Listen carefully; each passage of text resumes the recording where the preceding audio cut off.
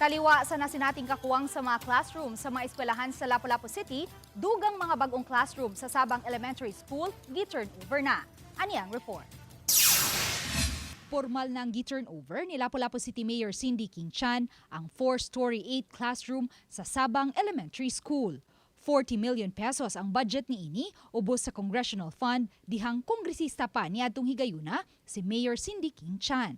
Human sa blessing og turnover sa naasoy mga classrooms, giapod-apod usab ang mga school bags, school supplies ug mga hard hat ngadto sa mga tinun-an sa Sabang Elementary School. Napalit kini gamit ang Special Education Fund.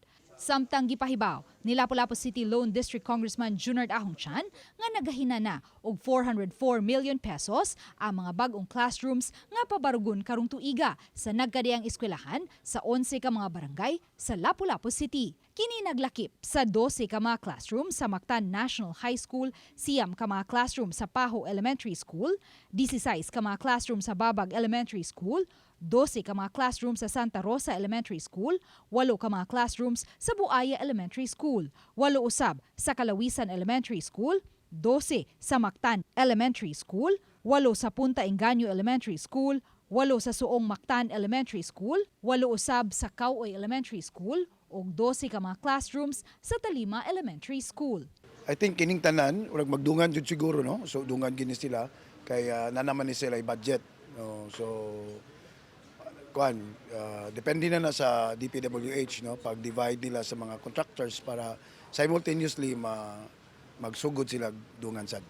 Gipasabot sa kongresista nga gi-prioritize nila kadtong mga eskwelahan nga gi-recommend sa DepEd Lapu-Lapu City Division kay ang luna nga pabarugan sa bag-ong mga classrooms iya sa city government. Katong na yung mga problema nga mga school na ilang property wala pa nila mamanag-iya, wala sa nato punduhi. Doon na pa tayo coming for 2027 nga ato ang ipasulod sad. Una nang gibutyag ni DepEd Lapu-Lapu City Schools Division Superintendent Dr. Marilyn Andales nga adunay dakong kakuwangan sa mga classroom sa Dakbayan. Uban ni Marlon Melgazo, Luan Merondina, Balitang Bisda.